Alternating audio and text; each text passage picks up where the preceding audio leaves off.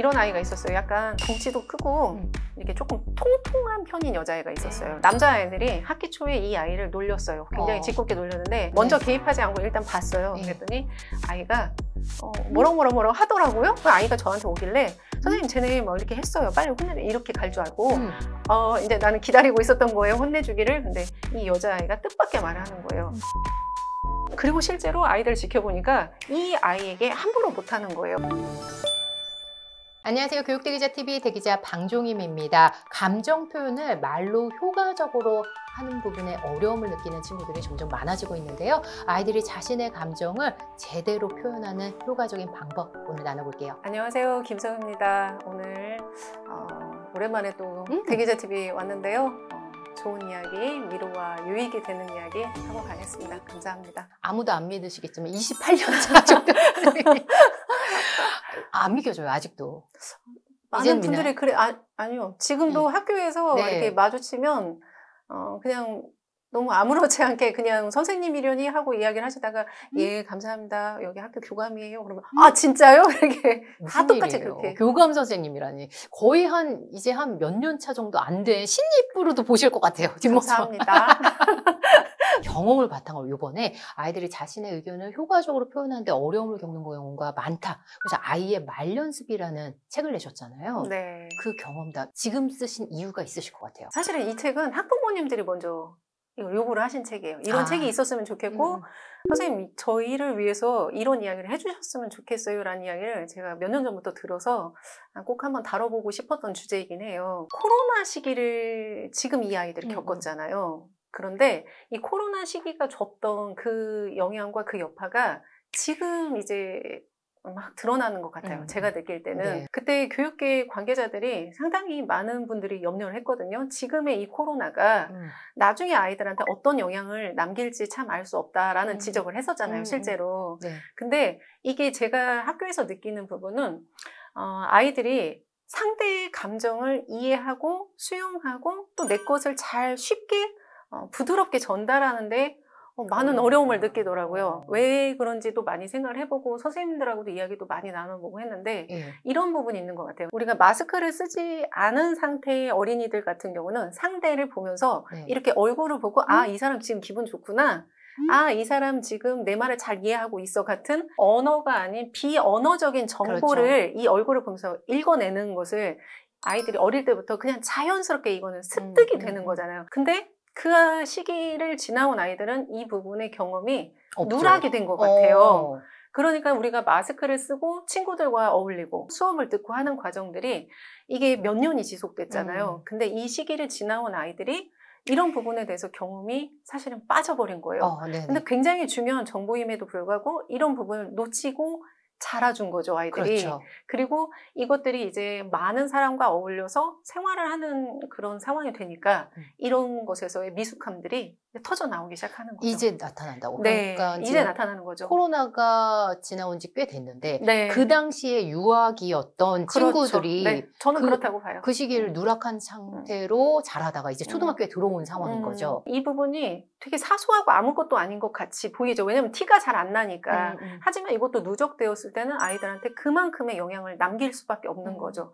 그래서 전에 같으면 우리가 사실은 이걸 굳이 지금 이 사람의 기분은 어떠하고 너는 어떻게 말해야 돼 이거를 이렇게 일일이 짚지 않았다면 지금은 굳이 이거를 짚어줄 필요가 생긴 거죠. 누락이 됐으니까. 누락이 됐으니까. 그 첫 번째가 말이네요. 그렇죠. 말인 이유가 있을까요? 학교에서 제가 직업이 교감이잖아요. 그러니까 초등학교에서 교감 선생님의 역할 중에 하나가 결국엔 갈등을 중재하는 역할이거든요.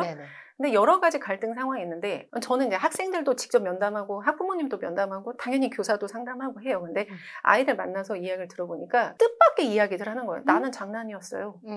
근데 얘는 장난이 아닌 상황.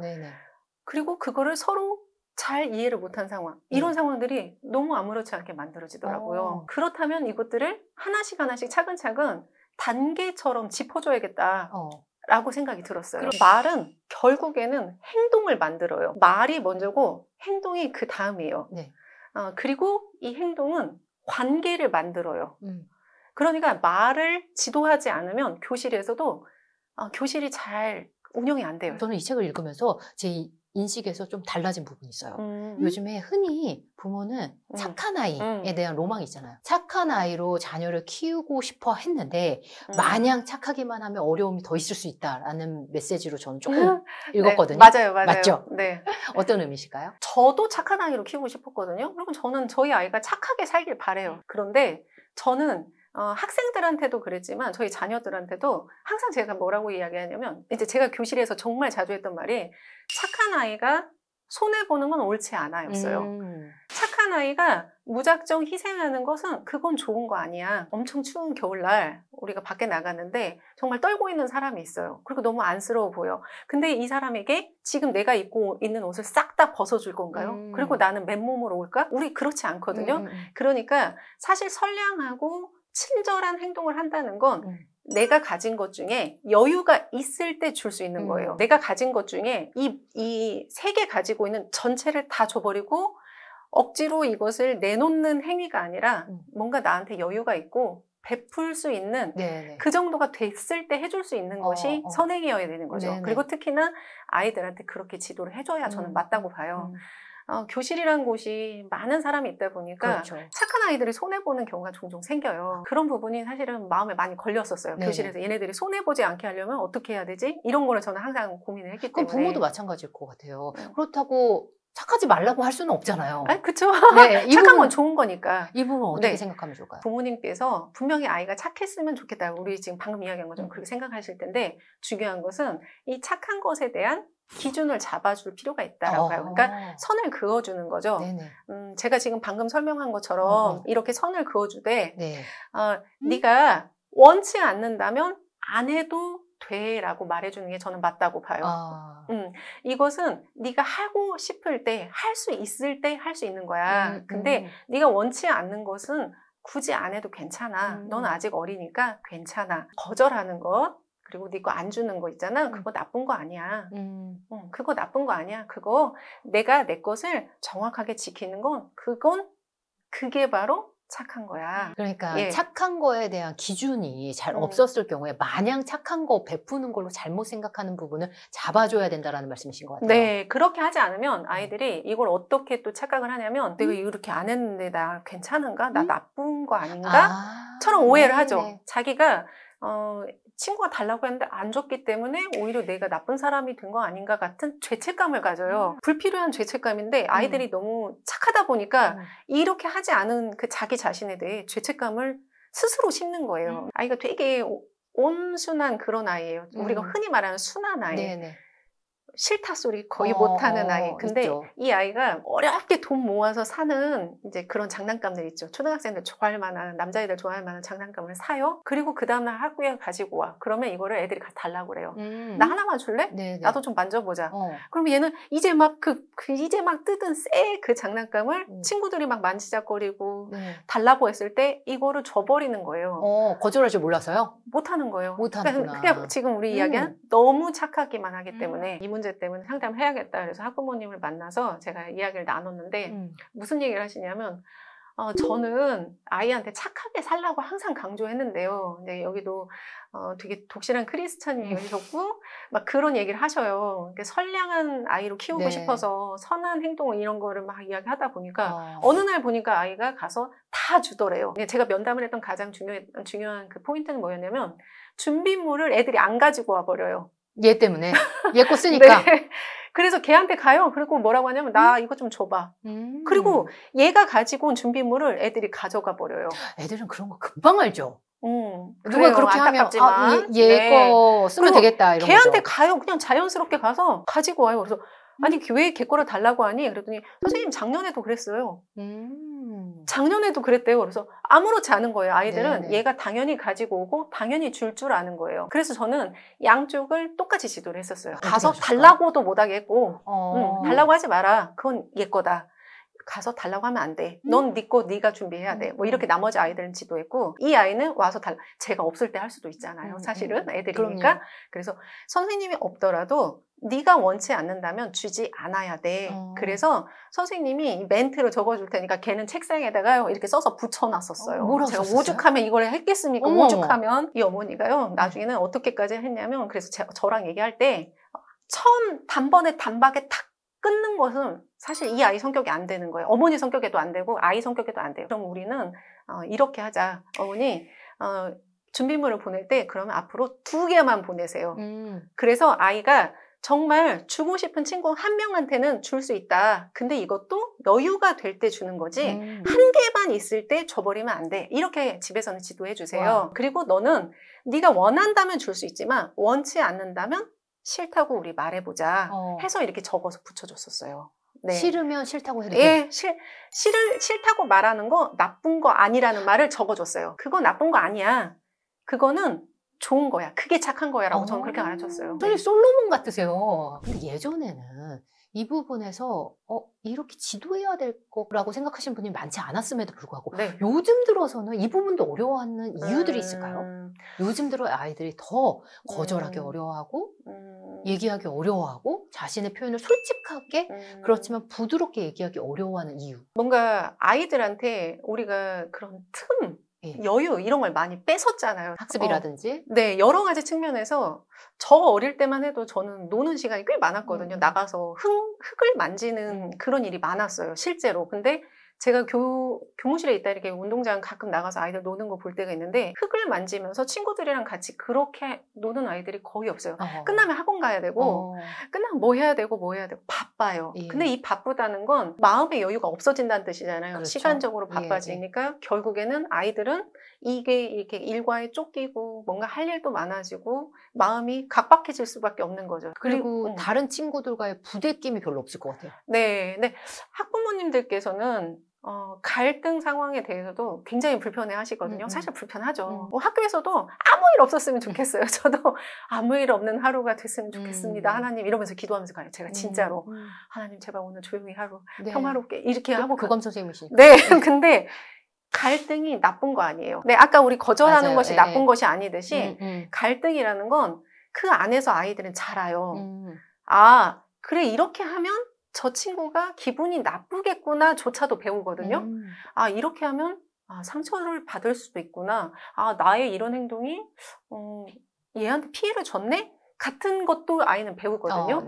그리고 반대로 저 사람이 저렇게 하는 것에 대해서 내가 번번이 불쾌하다는 것은 나도 뭔가는 어떻게 해야 될 텐데 이런 생각을 아이들한테 줄 수가 있죠. 갈등도 마냥 다 나쁜 거라고 보진 않으셨으면 좋겠어요. 갈등이 나쁜 것은 아니지만 그 갈등을 어떻게 접근하느냐. 네네네. 여기에서의 연습은 좀 필요할 것 같다. 그럼요. 라는 말씀이신 것 같아요. 마냥 상처받고 또 마냥 상처 주는 그런 아이들 되지 않게. 저희 목적은 상처 주지도 받지도 않고 서로 부드럽고 단호하게 그렇죠. 이런 말하기를 연습하게 하는 거예요. 그 저희 목표는 대표적인 게 이거죠. 놀리는 거. 그쵸. 아이들이 어떻게 했었을 때 내가 여기에서 현명하게 의사표현 못하는 친구들. 그래서 이게 뭐지? 해서 집에 가서 얘기하면 이게 학폭이 되는 경우가 왕왕 있잖아요. 왕왕이 아니라 항상 많죠. 예. 아니 누가 놀렸는데 이걸 어떻게 대응할지 모르고 학폭이라는 단어를 또 많이 들었으니까 이런 경우 있을 것 같아요. 이게 학폭으로 물론 학폭 상황이면 당연히 그렇게 해야 되겠지만 학폭으로 가지 않고 효과적인 말하기로 달라질 수 있을까요? 있어요. 제가 책에 이건 쓴 사례고 제가 제 거 유튜브에서도 한번 소개를 드렸는데 저희 반에 덩치도 크고 이렇게 조금 통통한 편인 여자애가 있었어요. 네네. 이렇게 살짝 통통한데 남자아이들이 학기 초에 이 아이를 놀렸어요. 굉장히 짓궂게 놀렸는데 뚱땡이 막 이러면서 놀리면서 얘를 쫓아다니더라고요. 저는 당연히 이 아이가 저한테 와서 얘를 혼내주세요라고 이 남자애들을 전체를 이렇게 갈 줄 알았어요. 근데 뜻밖의 이제 저 이렇게 지켜봤습니다. 먼저 개입하지 않고 일단 봤어요. 그랬더니 아이가 뭐라고 하더라고요. 그리고 그 친구들한테? 상황이 정리가 되는 것 같아요. 그래서 뭐라고 하는 거지? 그래서 이제 제 아이들 저쪽에서 얘기하고 있으니까 이제 저는 궁금해서요. 뭐라고 하는 거지? 아이가 저한테 오길래 선생님 쟤네 뭐 이렇게 했어요. 빨리 혼내래. 이렇게 갈 줄 알고 이제 나는 기다리고 있었던 거예요. 혼내주기를. 근데 이 여자아이가 뜻밖의 말을 하는 거예요. 선생님, 쟤네가 저한테 뚱땡이라고 놀렸는데요. 그래? 그럼 선생님 뭐 제가 그랬더니 근데 선생님, 쟤네 뭐 혼내실 필요 없어요. 왜? 그럼 선생님 안 혼내도 된다는 얘기야? 그랬더니 제가 앞으로 2번 다시 하지 말라고 이야기했어요. 안 할 거예요. 어머. 너무 깔끔한 거예요. 어머. 그래서 본인이요? 네, 그래서 저는 그게 되게 의아했어요. 그 반응이. 진짜? 그럼 선생님 너 진짜 그럼 나 더 얘기 안 할 거야? 그랬더니 안 해도 돼요. 제가 분명하게 얘기했어요. 그리고 실제로 아이들 지켜보니까 이 아이에게 함부로 못하는 거예요. 그렇게 했기 때문에. 네, 그래서 의사 표현을 효과적으로 했기 네, 때문에. 참 희한하다 생각했어요. 진짜 처음 그 첫 번째 반응이 정말 중요하구나. 이 여자아이가 그렇게 말하니까 나 정말 기분 나빠. 2번 다시 하지 마. 그렇게 외모로 놀리는 거 아니야? 라는 말을 했다는 거예요. 진짜 깜짝 놀랐어요. 어머. 예, 근데 이게 말하자면 정석 같은 답변인 거죠. 네. 그 프로세스 있을까요, 선생님? 아이들 가르치면서 이거를 이렇게도 해보고 사실은 저렇게도 해봤어요. 이거를 모든 아이들한테 좀 쉽게 적용할 수 있는 방법이 없을까? 사실은 그리고 제가 제일 관심 있는 거절을 못하는 아이, 불편한 싫어 소리를 못하는 아이들한테 어떻게 해줘야 될까를 고민을 했어요. 왜냐면 짠하실 테니까. 전 좀 네, 그런 편이라. 알고 있죠, 선생님. 네, 그래서 성향을. 그래서 고민하다가 얘를 그럼 어떡하지? 온갖 거를 다 해봤는데 제가 느낀 게 있어요. 그 과정에서. 첫 번째는 뜻밖의 이런 온순한 아이들은 싫다는 말을 못하더라고요. 왜 못하는지 봤더니 연습을 해도요. 연습을 시켜도. 연습을 해도 이 상황이 얼어붙는 거예요. 딱 그 낯선 상황이 딱 부딪히면 어떤 사람은 이게 막 말로 탁 받아치는데 그렇죠. 이 아이들은 못해요. 뭐라고 해야 이게 나올까? 아무리 지도해도 없는 거예요. 아니 싫다라고 말해. 아니 네가 먼저 말해야지. 근데 저도 집에서 어머니들이 하시는 것처럼 똑같이 했어요. 아니 네가 말해야지. 막 이렇게 막 다그치기도 하고 했는데 안 돼요. 그래서 이 방법을 이렇게 저렇게 고민을 하다가 앞에 멘트를 하나 넣기로 했어요. 보통의 반응이라는 것이 반사적으로 튀어나오더라고요. 네. 그러니까 우리가 제일 익숙한 그리고 입에 붙어있는 말을 뱉는 것이 그게 너무 익숙한 거죠. 네, 그냥 그게 나오는 거예요. 익숙한 것부터 나오는 거지 외워온 것이 나오지 않는 거예요. 근데 바로 우리가 연습하고 지금 이야기 드리는 이게 나오려면 멘트가 필요하더라고요. 이 한 포인트, 한 템포만 쉬어도 생각을 할 수 있어요. 머리를 굴릴 수 있는데 즉문, 즉답으로 가버리면 말을 못하는 거예요. 원래 성향이 나오는 거죠. 그렇죠. 네. 미러링. 아까 미러링이라는 표현 딱 적당한 거래요. 그 친구의 말을 되짚어주게 했어요. 너 지금 나한테 뚱땡이라고 놀린 거야? 이 한 멘트를 한 거죠. 이거는 왜 하냐? 이걸 해야 생각을 하죠, 이제. 나 그거 충분히 연습했잖아. 이제 너 말할 수 있잖아. 이렇게 아이가 생각할 어느 잠깐이라도 0.5초라도 주는 거예요. 반사로 튀어나오지 않게 한 템포를 끊어주는 거죠. 숨 고르기 할 시간을 주는 거예요. 하지 말라고만 연습하면 하지 말을 못하니까. 한 번 받아치고, 이거구나. 하지 마. 이렇게 나오겠군요. 그래서 1단계를 붙였어요. 그러니까 되더라고요. 그러니까 싫다고 해야지. 제가 그렇게 했다고 했잖아요. 싫다를 못하는 애인데. 근데 제가 계속 그걸 하더라고요. 아니 싫다라고 해야지. 네가 용기를 내야지. 이러고 하는데 이거 안 되는 걸 어떡해요. 그래서 방법을 찾다가 그러면 한 멘트를 하자. 그냥 한 멘트만 따라해라. 친구 말을. 그거는 사실 얘가 했으니까 그대로만 짚어주면 되거든요. 그러니까 어렵거나 복잡한 외워야 되는 말하기가 아니었던 거죠. 우와. 그래서 그 말을 하나 붙이라고 했어요. 지금 너 나한테 뚱땡이라고 한 거야? 같은 이 멘트를 하나 붙였죠. 그 다음 2번째 멘트. 그 다음에 이제 자기 감정이나 생각을 설명하는 말을 붙여요. 보통은 감정을 설명하는 게 좀 쉽죠. 의견을 말하는 것보다. 나 지금 기분이 안 좋아. 네가 그렇게 말하니까 나 기분이 안 좋아졌어. 같은 그냥 내 감정을 말을 하고 그 다음에 말을 해요. 나 안 하고 싶어. 네가 그렇게 말하니까 나 기분 나쁘고 2번 다시 하지 마. 원하는 걸 이제 3번째 단계에서 말하는 거예요. 이 3단계를 가지고 이제 여러 가지 상황에서 다 써볼 것 같죠. 응용이 될 것 같아요. 너 뚱땡이라고 놀렸어? 나 기분이 나빠. 하지 마. 그렇죠. 그렇게 하고도 어려운 경우도 있었어요. 그 정도까지도 있어요, 선생님? 있어요. 전 다양하게 해봐서 너무 잘 알아요. 그래서 나중에는 이제 그 멘트를 또 조금 바꿔줬어요. 안 돼라는 말 그냥 안 나올 수 있어. 그냥 너는 안 나올 수 있어. 괜찮아. 엄마 이해해. 선생님 다 알거든. 자, 그러면 너는 여기 앞에다가 미안하지만을 붙이자 했어요. 이 미안하지만은 실제로 얘네들이 자주 하는 말이에요. 성향상. 이건 그냥 걔네 성격이야. 그래서 이거를 붙였어요. 미안하지만 안 돼. 그러니까 싫어. 그러니까 이게 이제 말이 나오기 시작하는 거예요. 이 표현을 이렇게 붙여서 연습을 했더니 너무 자연스럽게 이 말을 하기 시작했어요. 다른 상황에서도 충분히 응용될 것 같아요. 네, 그래서 우리가 초등학생 지도에서 이 말 연습은 물론이고 모든 지도에서 기억하셔야 될 건 초등학생은 복잡하면 못 따라갑니다. 그렇죠. 1단계 되짚기. 2단계 감정 설명하기. 3단계 원하는 것 말하기. 저는 그냥 이렇게 3단계로 불렀어요. 너무 좋은데요? 그냥 그것만 외워도 그러니까요. 그것만 외워도 사실 어지간한 문제는 생각보다 빨리 잡힌다는 걸 보실 거예요. 제가 그랬으니까.